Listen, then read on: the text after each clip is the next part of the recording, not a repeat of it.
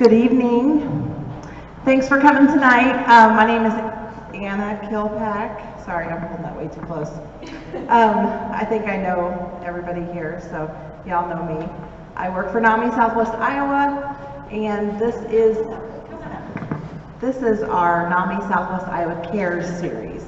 And C.A.R.E.S is an acronym for Community Advocacy, Resources, Education, and Support. And so we try to do these each month and have a different topic, and just try to talk about things that are mental health and disability related, and open up those conversations. So this is really meant to be a casual kind of conversation tonight. I have Katie here. Katie Sandquist is going to do a Make It Okay presentation. And if it's okay with you, Katie, are you pretty open to questions throughout, or yes, do you want to wait till the end? especially because we're a cozy group. So okay, absolutely. Sounds good. Yeah. So don't be shy. Feel free to raise your hand, ask a question if you think of something okay. It's all about having a conversation here. So thanks for coming tonight, and here's Katie. All right, thanks, Anna. So like Anna said, we're going to go over Make It Okay, which is this really great kind of toolkit on talking about mental health, talking about mental illnesses, and really zeroing in on stigma and how we can break down stigma. We got our stigma-free t-shirt. I had my NAMI shirt. I should have worn my NAMI shirt. My stigma-free shirt. And so that is really our heart tonight, is talking about how can we make it okay to talk about mental health and mental health conditions? How can we make it okay to reach out and get help? How can we make it okay to keep growing this conversation in our community, especially, just among the people we see every day? So my hope tonight is there's a lot of great content here, and we'll go through that, but I want it to be a conversation. And so we'll have some times that we're going to kind of specifically pause and discuss some things, but yeah, if you have a comment, you have a question, please let me know as we go through. So before we start, especially again, since we're a doable group here, you might all know Anna, but you might not all know each other. And so I'd like to start just with introduce yourself, and then two words, why you're here today. And so I'll go first to give you a little bit of a pause to think about that. As we've already covered, my name is Katie Sandquist, and I'll add a little bit more about just who I am too. So I'm a therapist here at Behavioral Health, and so I see all ages for therapy, and that is definitely a big part of my heart and my life. But when it comes to my passion for mental health and fighting stigma, it goes beyond my job. So I have a lived experience with a mental health diagnosis and seeking my own support at different times in my life. I'm a parent in a family setting where we're navigating some mental health diagnoses. My extended family, there's a lot of shared experiences there. In my friend group, there's a lot of lived experience with mental health challenges. And so I think one of the things when it comes to making it okay, and we'll talk about this is something that impacts all of us, right? This is whether it's our lived personal experience with that diagnosis, or whether it's that lived experience with a person that we love. Maybe we know and maybe we don't know. But mental health conditions and challenges around mental health are something that is so widespread. And so when we are coming here to talk about it, it makes the world better for all of us. So if I had to say two words why I'm here, is human dignity. That I think this is a big part of the human experience, and we need to really shine a light and open the conversation, because talking about what's hard is part of the dignity and the value of people. So Anna, since we host, we're going to take the burden on us. So do you want to give your two words? Oh gosh. Just two, right? Just two. Like all the words. Super hard. I would have to say, and you kind of use these words, but that's what I was thinking of before you said it. It's my passion. Yeah. And I am a family member. I have my own diagnosis, and but truly, this is not just a job for me. It is a labor of love, literally. So, yep. Since you moved up to the front row, Ryan, I'm going to let you go next. So your name and 2 words. Yeah, Ryan, I kind of stole the thunder on the Ryan part. community service. Awesome. Let's just go down the road. Brian Burns, support wellness. Okay, great. Beth Tar, myself and my daughter. Great. Carol, continue learning. Haley, continue learning. Perfect. Those are wonderful words. So this is kind of the ground that we're going to cover. I've kind of talked about this. What is Make It Okay? And so it is this campaign to start conversations, to give us some knowledge, whether maybe we're coming in tonight with a lot of knowledge, maybe we're coming in with not so much. I hope that all of us will take away something new. And so we're really going to talk about stigma. What is it? How does it impact us? What is mental health? What are mental illnesses? We're going to talk about some language that's helpful and not so helpful. One of the things I really want to hit on tonight is local resources. So I have some things to kind of share with you about a new resource here, and then how to get involved. So that'll be kind of our ground that we cover. So a little bit more just about the background of Make It Okay. So this campaign actually started in Minnesota and kind of came down to Iowa, but really it's about these 3 things. We're learning together. You know, we talked about continue learning. Those are some of our words. And so those things around stigma, that's impact, what are just some basic understanding that helps us the more we know, right? The more that we can break down stereotypes. We're gonna have tips for talking about how do we maybe share our experience or support someone. And then what does it look like to share this message? How can we take what we learned tonight and be able to carry that forward? So let's just kind of start with the summary. This is what we want to take away tonight. This is the key kind of series of messages around Make It Okay. One that I've already talked about, that we've talked about even in our little bit of sharing personally. Mental illnesses are so common, and yet the conversation around that is growing, but has a long way to go. And so just knowing how much mental health challenges touch our lives, we want to be able to have conversations. And treatable, that they are so treatable, that there are great treatment options, individualized plans for treating mental health conditions. That everyone has mental health. And so when we're talking about mental health, it is not just the section of the population that's going to have a mental illness diagnosis. It really is all of us, and that varies from person to person, from day to day. That the stigma around mental illness and mental health impacts all of us. And it disproportionately impacts people who are already marginalized in some way, vulnerable in some way. That stigma is what builds these barriers to care, really because of shame, isolation, having trouble reaching out, getting treatment. And so when we can learn some facts, when we can increase our own comfort level in having these conversations, then that really breaks down that stigma. And ultimately, not only does that improve lives, but really it can save lives. So I'm just going to touch really lightly on Make It Okay history. I talked about, this comes from Minnesota. It was a kind of a public health campaign there, and then it came to Iowa in 2019 through the leadership of the Iowa Healthiest State Initiative. And just a thanks, this is material that's available for free. You can get trained to do kind of the talk that I'm doing tonight for free. There's wonderful things out there on the Iowa Healthiest State Initiative website, and that is made possible by the amazing sponsors that are supporting Making It Okay in Iowa. So just want to give a shout out there. So I'm going to start with this little video here. Get my mic up to the... Thank you. Hey. Hey, how's it going? Good. So, how was your weekend? It's good. How about you? Yeah. Meh. What does meh mean? Well, with depression, some days are good days and some days are bad days. And yesterday was not one of my good days. Silence. It makes the mental illness stigma even worse. Do you want to talk about it? Learn what to say at makeitokay.org.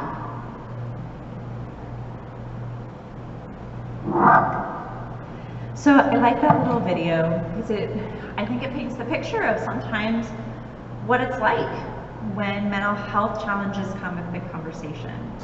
And if we're not familiar or if we haven't kind of thought about this in advance, there can be that kind of gap, right? That silence, that awkward pause. And then there's all that stigma thoughts come in, oh, maybe I shouldn't have said anything, or do they think I'm crazy? And those are the places that we can learn to have language, and we can teach our friends and neighbors to have language, so that when somebody has that courageous step of breaking the silence and talking about their experience, that there's a compassionate, caring, and validating response. So that's really what we want to be talking about through our time. So I wanted to touch just on what stigma is. It's all of those negative perceptions that we have about something, right? And really what that leads to is, again, my 2 words, human dignity. We take this person and their value starts to lower because of that stigma that gets attached. And it's that stereotyping and the labeling. It leads to things in our systems with prejudice and discrimination that makes it harder for people to access those basic things that we need in our lives, right? Education and meaningful work and housing and friendships and all of those kind of things, they're all impacted by stigma. So let's kind of talk about maybe the way these things show up. So I want to kind of start with something maybe where we hear talked about a lot, right? Where there's walks and events and themed basketball nights around cancer. And so this is in the conversation a lot. So if you think about common ways that people talk about someone who is experiencing cancer, what are some of the words that come to mind?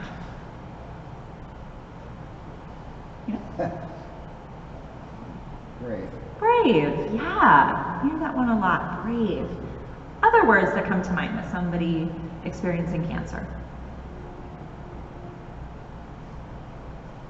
You want to do what you can to help them through the struggle, because they have a very large struggle. Yeah, there's a rallying, right? And as there should be. So brave, warrior, let's get the meal train going, you know, let's write the cards, let's do all the things. And that's wonderful. Like, we want those things to be true. We want there to be that support. But then we think about what are some common terms that you hear thrown around for people that experiencing a mental illness? And you don't have to believe these things, but maybe that you've heard other people say. You know, the biggest one is those people. Those people. Yes.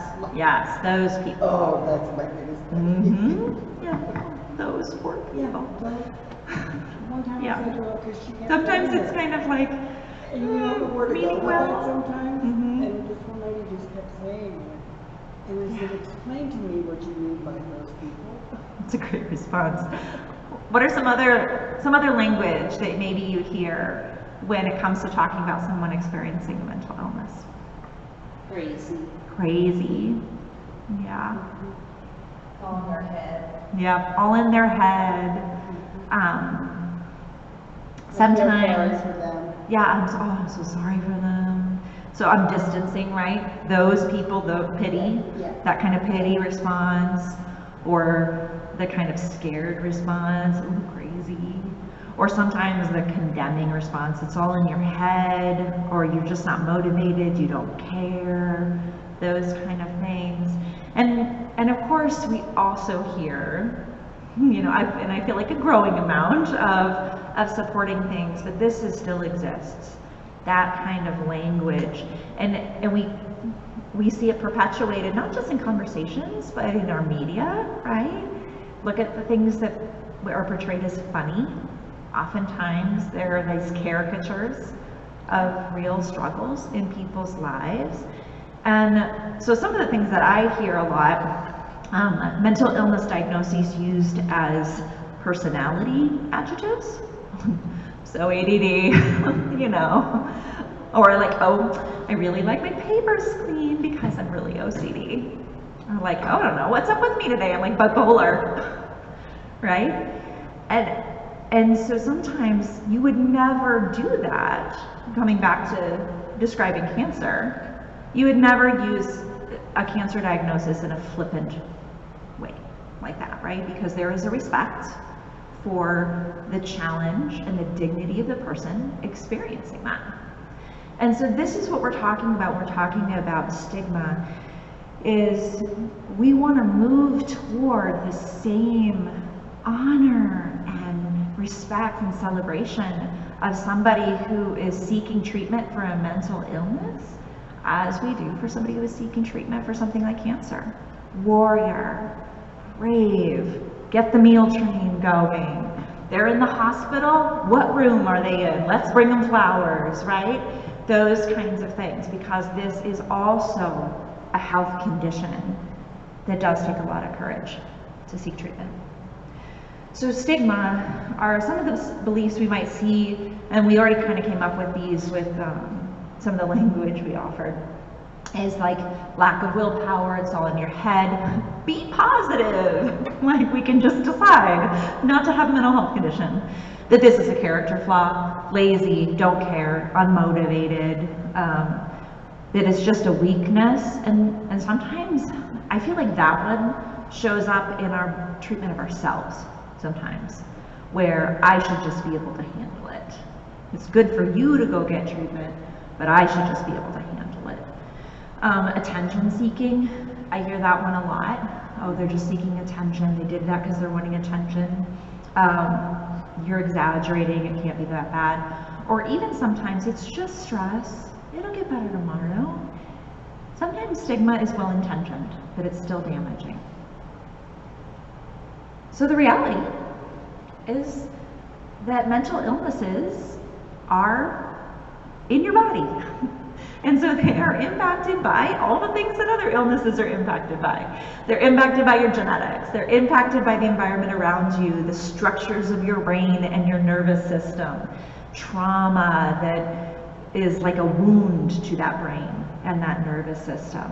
And then triggering life events, again, that can be in the same way that if you went and broke your leg, right? That's an environmental impact.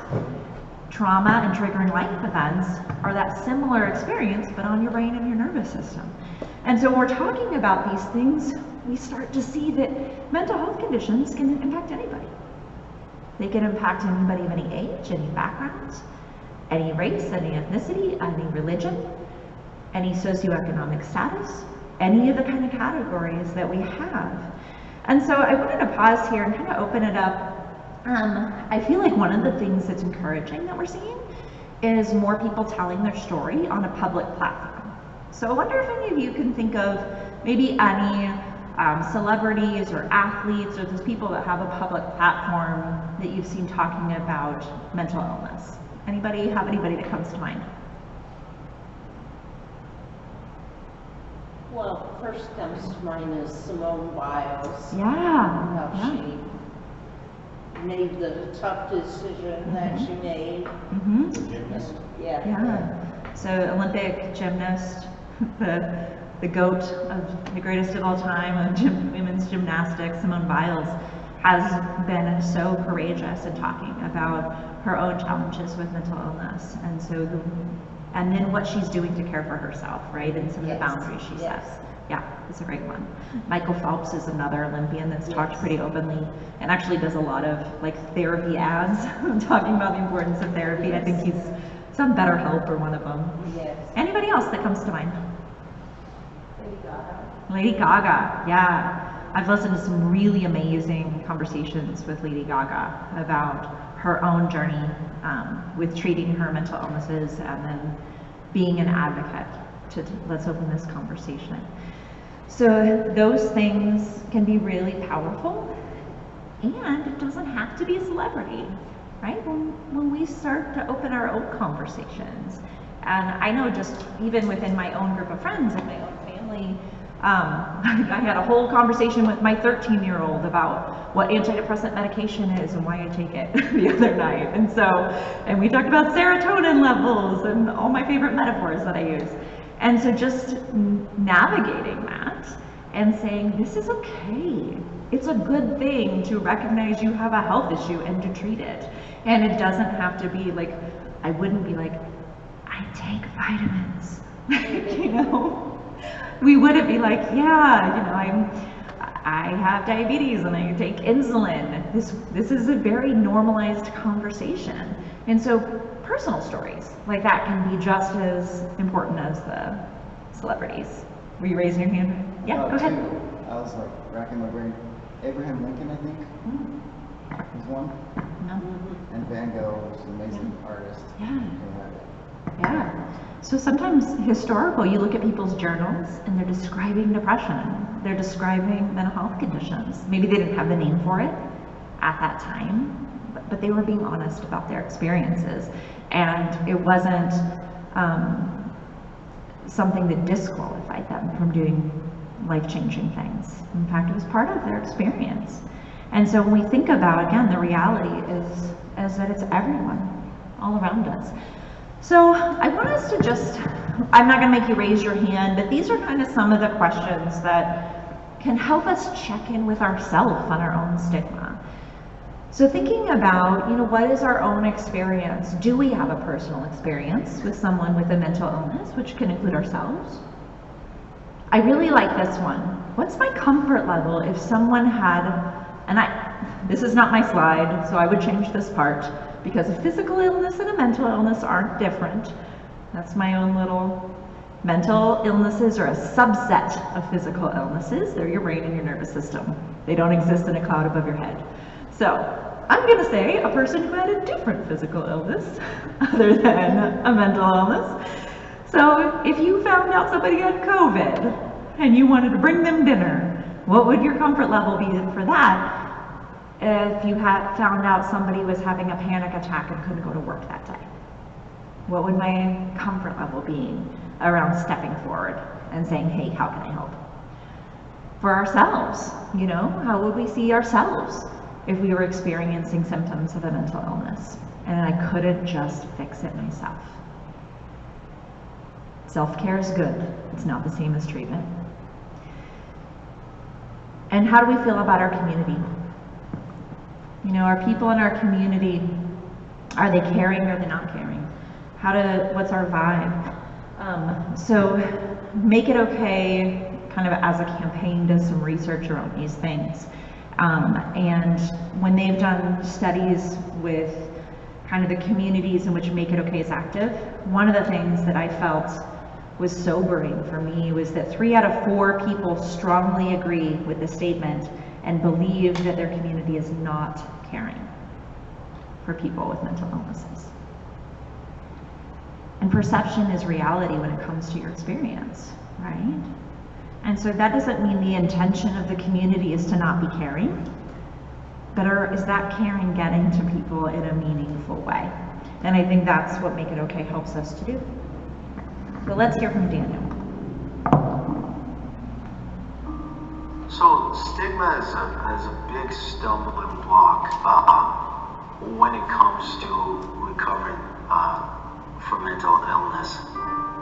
Now, just as much as I was getting this diagnosis, my family and loved ones also were getting this because they were not experienced in living with someone that lives with mental illness. But there was sort of some stigma there. Like I said, I'm originally from Nigeria, and you know, it's one of those cultures where mental illness is something that's not spoken about. It definitely occurs, but it's not spoken about. While they struggled with it, they, you know, just were very, very supportive. But I think where the stigma was glaring and scary was in the community and even amongst friends. I've lost a number of friends after my diagnosis of mental illness. This subject is not a popular subject in the African American community, Dan, because labeling, for instance, and stereotyping. What have you discovered about it? Yeah, I think the key word there that I pick up on is stereotyping. You know, I think in a lot of communities, but especially in the African American community, there's a stereotype of what a man is supposed to be, or what a woman, a mother, is supposed to be.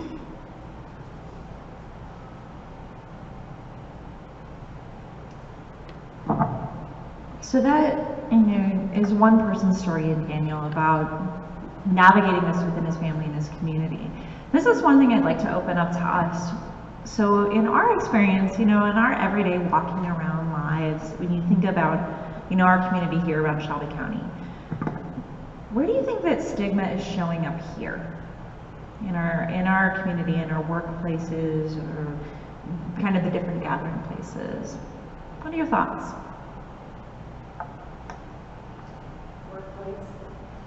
The workplace. Yeah. So what could that look like here if stigma is showing up in the workplace? I think, no compassion for or recognition that this is a real illness. And so if someone's having a bad day because of their mental illness, to take off work, again, it's seen as weakness of character, or they're not given that grace they need during the workday. If they come in, but they're having a rough day, but they're trying to do their best, there's no grace they're given because of their mental illness. Yeah.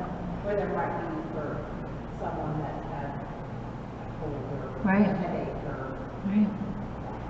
Yeah. So just to kind of, in case you couldn't hear what Anna was sharing there.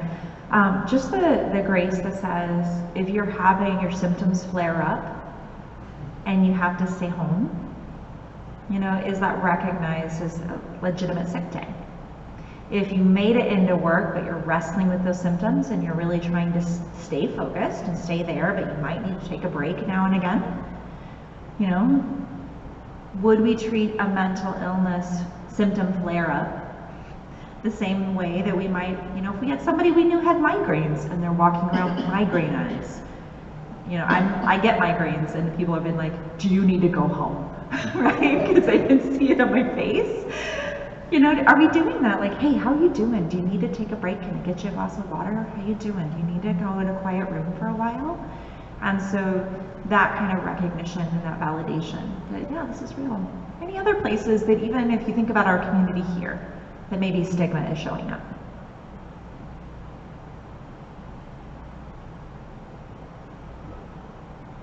Your lips are moving, Ryan. You're very observant. You are, I can see you very clearly.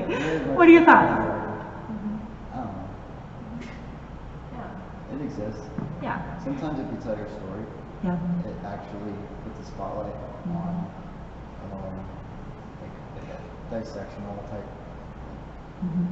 focus, and it can be scary. Sure, telling your story can be scary. And sometimes I think this is one of the hard things too, and this can be true of people with a lot of health conditions. Sometimes if you tell your story, there's an expectation you're always going to be super positive about your health condition, right? You're always going to be on top of it. You're always going to be having good days. That's just not true. It's not true. So even when we are open and we do tell our story, sometimes that can come with some pressure. Like we have to be this model person with a diagnosis. And you can't ever. Right. Yeah. Yeah. I've seen several individuals who made that comment to my son. He's very open. I would say he doesn't know what stigma is, because he's from a house when we talk about it. Yeah. We tell everybody. But so staff members that work with him have literally said to him when he's telling them about how his voices are bad or whatever, those are the kind of things we keep to ourselves. We don't talk about this. We really shouldn't talk about it. Yeah. And how heartbreaking and how backward, right? To say, no, don't talk about that. People might think something, right? And so it's part of our lived experience, it's part of our life. And if we can't talk about it, how are people going to know when we are needing support? And how are they going to know that somebody they know has that experience, right? It's not those people out there. And so those kind of things, like, don't say that. you don't need to say that. Definitely one of those examples of stigma. And so the impact of this, right, is that it gets in the way of the help. Because when we come back to main points, we talked about mental illnesses are highly treatable. But on average, over half of people never get help. And on average, the people that do have their symptoms for about 10 years before they start treatment. And so you think about, like, any health condition usually doesn't get better if you just don't treat it for a decade, right? Like, this is an issue. And so some of the things that are actually stereotypes around mental illnesses, like issues with homelessness or issues with academic success, issues with the job, you know, health issues, any number of things where people can kind of end up in a hard place, are often not really a direct tie to the mental illness as much as they are a tie to the lack of treatment. And it is stigma that is getting in the way of treatment. So when we talk about stopping stigma, we really get to see an improvement in all of these things. We get to see an improvement in the environment in our schools, an improvement in our workforce, an improvement in the connectedness of our community, an improvement in housing stability. And so it is something that benefits us all. That all of us, and we just get the wonderful involvement of amazing people who get to live their best life once they connect with treatment. And so it's something that we all want to be, we all benefit. And so one of the key messages of Make It Okay is it's okay to have a mental illness. A lot of us do. And so it's about, well, I see the varying estimates, 1 in 4 to 1 in 5. I think it's moving a little bit all the time. 1 in 10 will develop diabetes. And again, think about how much we just talk about that on the screen, and we talk with our, you know, at our checkup, and we take the numbers and we see if we're getting vulnerable for it. And like, those are conversations we have all the time. Let's have the same kind of conversations around mental illness.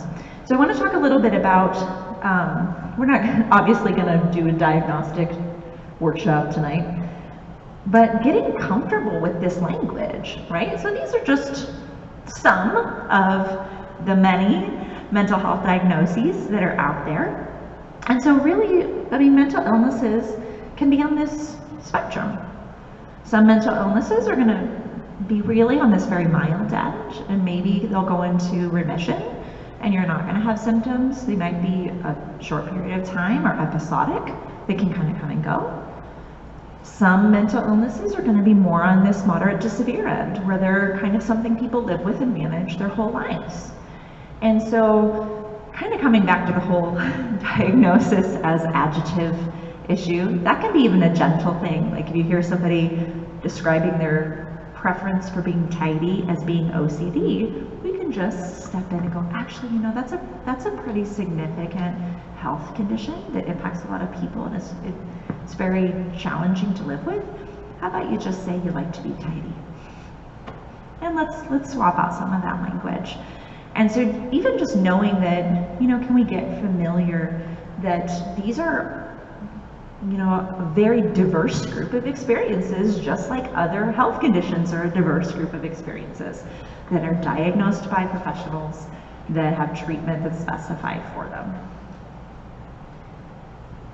Again, we're not going to get into every mental health condition symptom ever, but we see some of these categories. So again, mental health conditions impact our brain and our nervous system, so they're going to show up in things that our brain and our nervous system do, which is all the things. So it's a really important part of our body to take care of. It might show up in our thinking, it might show up in our emotions, you know, sadness, or just not feeling like you want to do anything. It might show up in those pounding heart, shaky, sweaty, sleep and appetite and energy kind of differences. It might show up in our brain kind of getting disconnected from what is real around us, right? So it can come up in hearing things other people don't hear, or seeing things other people don't see in big plans, and kind of getting confused again, because this is what our brain does. It sorts this information for us. And so when that brain is struggling, it's going to struggle to sort that information for us. And so just knowing that these are kind of the things we might see. So I want to just talk about, like, I'm not going to get into this a lot because I want to talk more about our own experiences. But these are just kind of examples of, if you think about mental illness and mental health. So mental illnesses, because there's not just one, mental illnesses, again, we said could range from moderate to severe to mild, but we're also talking about mental health. And all of us can be really robustly taking care of our mental health and living with a mental illness. Those two things can live together.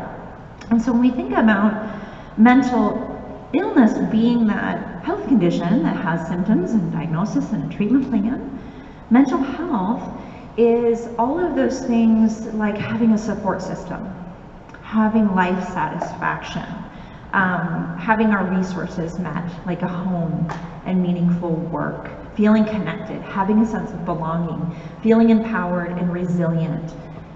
We can have all those things and be living with a mental illness. And so this kind of even gives you, for people that maybe this looks like, yeah, I live with a more serious, James over here living with a more serious mental health condition, but managing that with therapy and medication and staying active, strong mental health. All the way to, Leo over here, maybe is having a milder type of a mental illness, but it really is disconnected from resources. And so those mental health elements are low. So part of that is, again, educating people that kind of those people, the pity or the like, oh no, this is a hopeless state thing, you can have really solid things around your mental health, even when you have a health condition. Just like you could live with something like diabetes and be living a really full and meaningful life. And so having a health diagnosis doesn't mean you can't be well.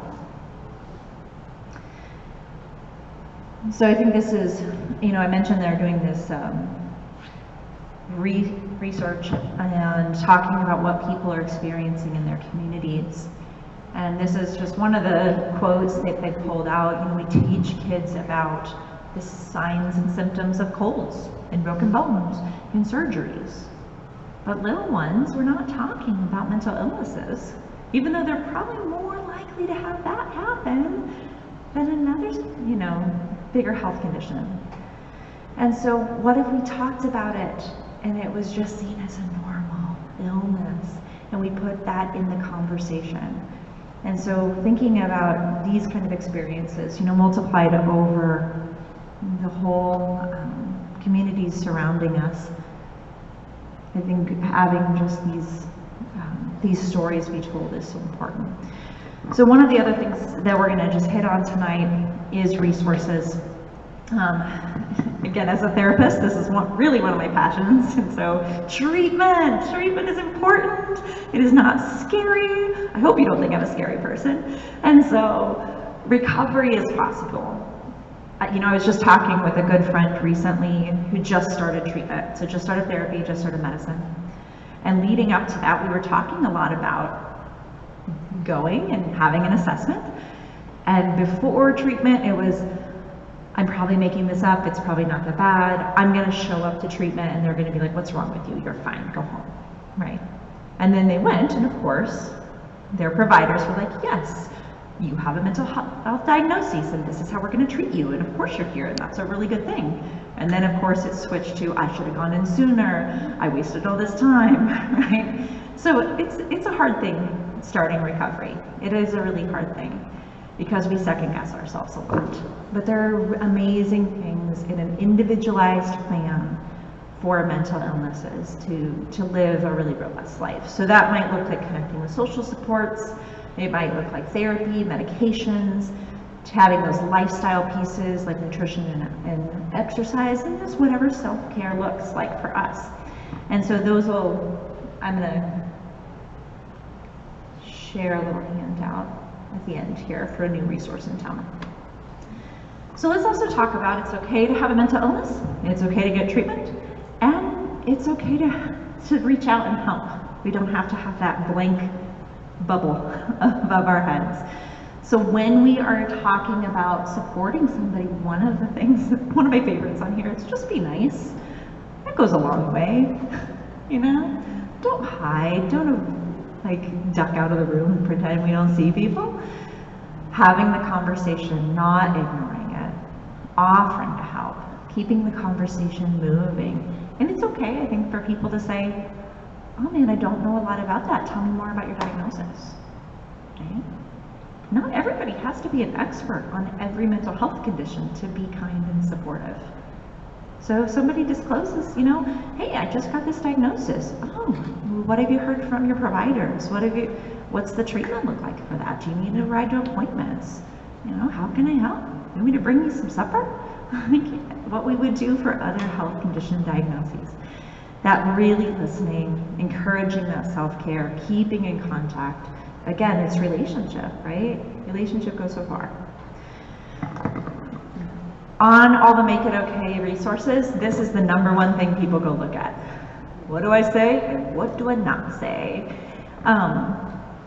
Sometimes I think people have really good intentions about wanting to be encouraging, like, oh, you know, we all have those days. Okay, so we all have hard days. Not everybody has a mental health diagnosis. Not everybody has the same mental health diagnosis. You're not all going to have the same experience. So telling people, like, tell me about your day.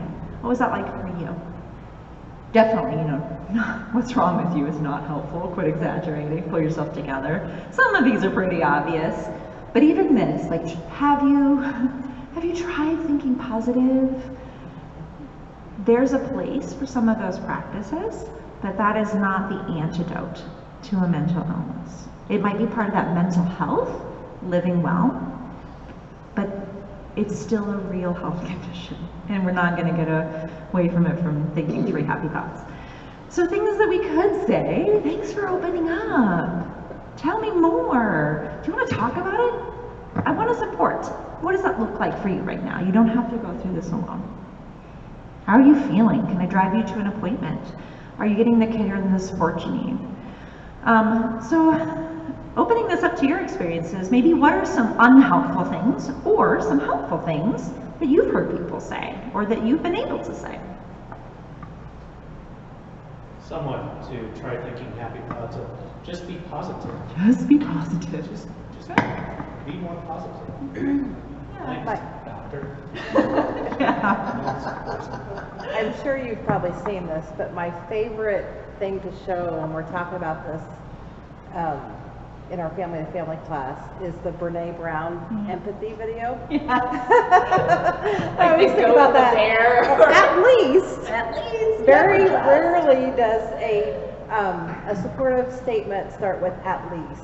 No. Yes. Supportive statements don't start with "at least." Yeah. Also, don't use the word "but."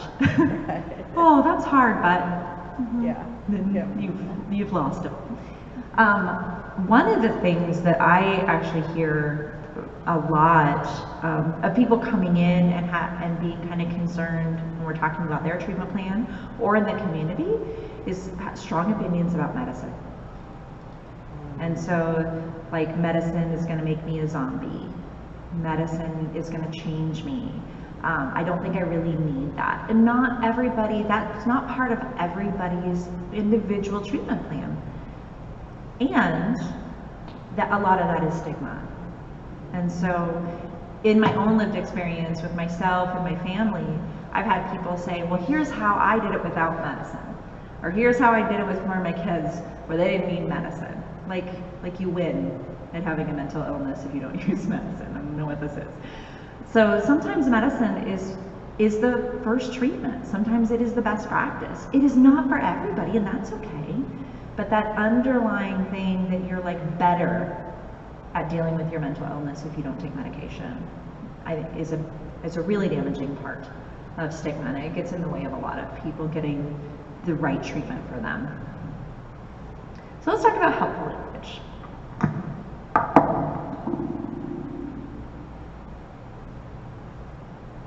My first hospitalization and treatment, I told just my supervisor. I didn't tell the leadership team that was around me. And that was difficult because I knew I was hiding something, and it didn't feel comfortable. It didn't feel comfortable leaving, being gone, or coming back. And so the second time that I went in for hospitalization and then day treatment, I told the leadership team. And I was nervous, very nervous about doing that. And I was very fortunate that the team was very supportive. And the way that they did that was that they normalized it for me. They didn't act afraid. They didn't act as if they didn't know what to do with me. They very much just said, we wish you well. We understand you'll be out, and we will help cover in whatever way that we can. And then with coworkers, I think it was very helpful when they would just check in every once in a while and just say, how are you doing today? And just that simple, small bit makes a big difference, because it just acknowledges that maybe things might not be going that great that day and that it's a struggle.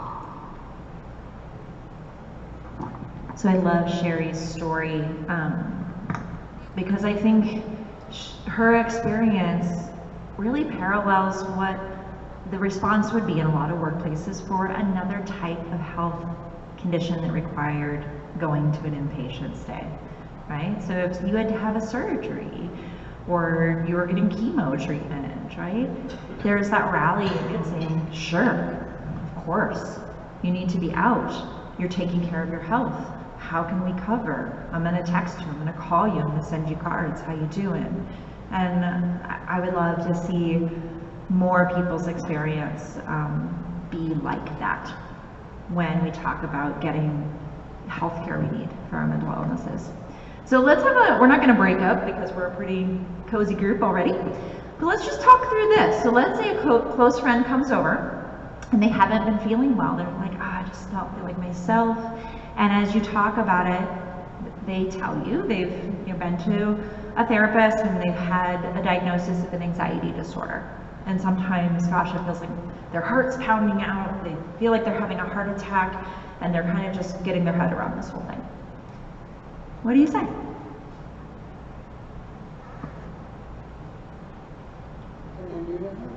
What can I do to help? Yeah. I'm so sorry. That must be very difficult for you. Yeah. Gosh, I'm so sorry. It sounds really difficult. Validating statements, reaching out, and if we're brand new to this world, which if you're at a NAMI C.A.R.E.S meeting, you might not be brand new to this world, but I don't think anybody here is brand new to this world. Or asking, what options have you been presented with to try to deal with it, and what are you interested in, what direction are you interested in? Yeah, tell me more. So, you've had appointments, you've had a diagnosis. What have they told you? What are the options to treat this? What sounds like it would be a good fit for you? Do you need support getting to your appointments? Do you need me to, maybe there's a child care thing, like do you need me to watch your kid? Or maybe there's an adult care thing. Do you need me to watch your mom, right? When we're in different stages of life, sometimes getting that support and keeping track of appointments means juggling a lot of other things. So I know a great support group that I could did tell you you about know if you're that interested. NAMI has these amazing resources here? Maybe that'd be a good resource. So yeah, that sounds really hard. How can I help? Tell me more. What have you been told about treatment? What are you considering? Those are great conversations. Just listening, nodding your head. I tell people, like, do this with your face. Instead of being told, oh, you're just having a little bit of stress right now. You're getting out of there. Right. It's just a bad day. No. Just a bad day. So coming back to, again, these really key messages that we just want to kind of touch on again before we talk about local resources. These are the things I want us to, not necessarily start saying, because I think as we've talked in our own experiences, these are probably things you are already sharing. But being able to say, you know, how can we boil this down to other people and say, you know, mental illnesses are super common. It's like 1 in 4, 1 in 5. They're really treatable. Did you know how treatable they are? Did you know that we have like a clinic in town that has therapy and community support services and group services and medication services that you can go to? Did you know that talking about it is really important, because stigma is really what gets in the way of people thriving? And stigma creates this shame, this isolation. So when we start this conversation, that goes so far. So these are kind of some statewide resources I wanted to share about some local stuff too. So, you know, good places for people to start. Talking to their primary care doctor is always a helpful place to start. Sometimes I have people think that they need a referral to come to behavioral health to start therapy or to start medicine. They don't. So you could just even start calling. If you're here in Harlan, behavioral health is a good option. If you're not here in Harlan, you know, there are other mental health clinics around. And so maybe it's talking to somebody at your church for support.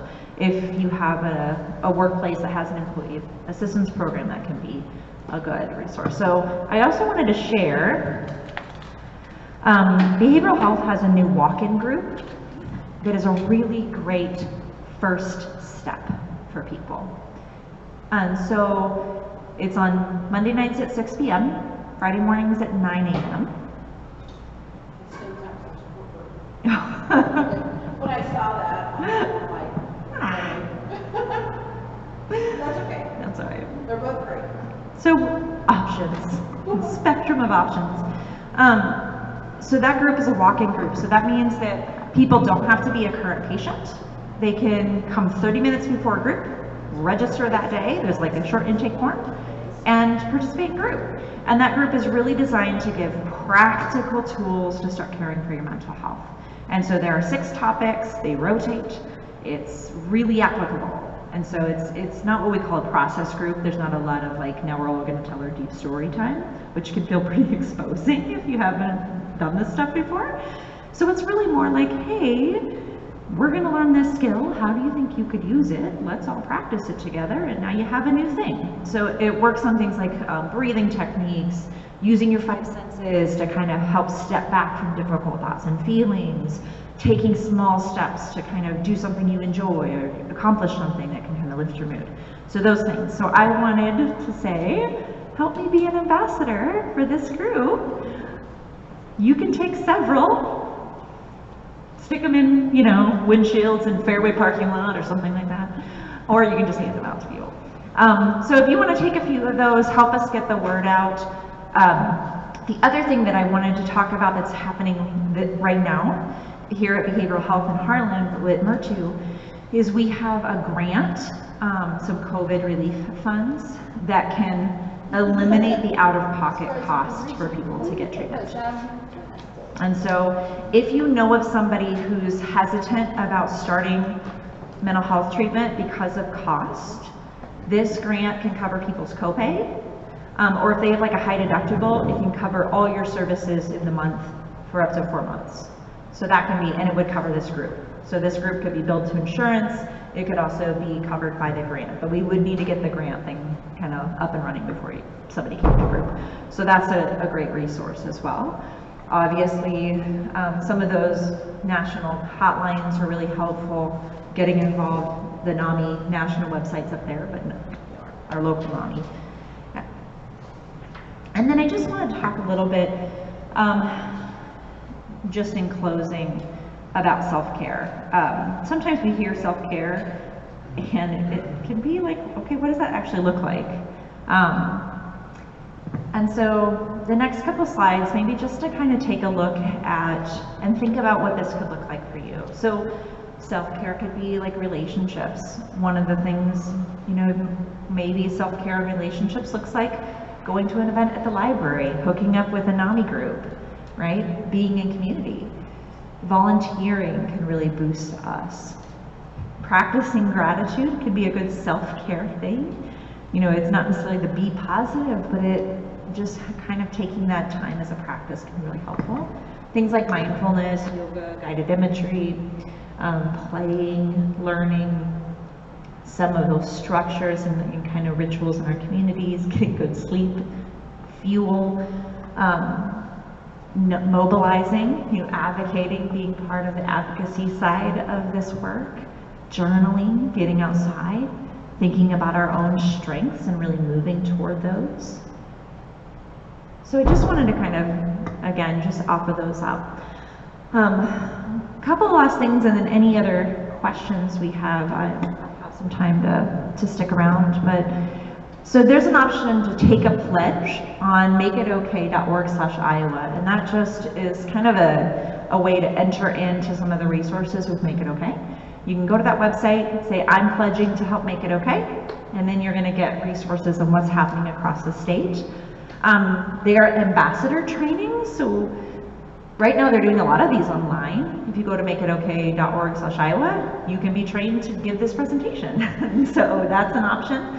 But I also want to talk about things that we can do locally. So if you haven't already, at the snack table, there's just a yellow notebook paper. Oh, Anna brought it up here, thank you. If you are interested in just getting more involved with this work locally, we're gonna have in 2 weeks at the Brick Wall Gallery, Brian is the owner of the gallery right here. We're gonna have like a volunteer night. Same time, 6:30, 2 weeks from today. We'll have some snacks and we'll talk about what it could look like to help Make It Okay in Shelby County. So I'm gonna share one more video and then any kind of last comments or questions or stories we want to share. I just want to clarify. A few years ago, Yep, I lost a go ahead. job. The sheet that we're passing around is for the Make It Okay ambassador list, which is different than the NAMI mailing list. So Yeah, so this is just on our NAMI mailing list. I'm not going to ask you to sign up Yeah. on that. This is if you want to volunteer around kind of mental health support locally, Right.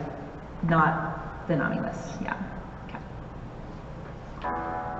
A few years ago, There we go. Now we a few go. years ago, I lost a job because of stigma. Stigma, it prevented me from getting employment.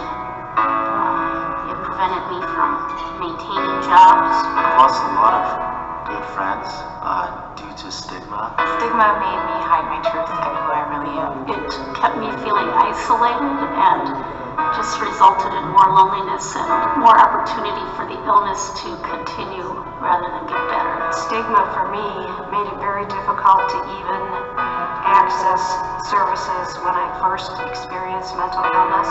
Stigma has made me feel more alone and like I couldn't connect with anyone. Thank you for taking this time to educate yourselves and learn more. I appreciate anybody who opens their mind and heart to learning more about mental illness and taking the power away from stigma. Without your help, we can't completely eradicate the discrimination that people living with mental illness and their family members experience. I really want to thank you for taking an interest in this and doing this activity, and I hope that that will help others to experience less of that stigma. I really appreciate that you are taking the time to look within yourself and to think about how stigma does affect someone with a mental illness and how you can help be a part of a solution towards making it easier for someone to access the help that they need. I really appreciate you taking the first step to end this stigma. Thank you for reflecting on the impact of stigma. I want to thank you for making it so that anyone else doesn't have to feel alone and that they know that someone cares for them. All right. So I'll join in that. Thank you for coming tonight. Thank you for sharing your experiences. Thank you for taking a step to maybe even learn something new or a new little tool tonight. Any questions or stories or comments? I think the financial end of it is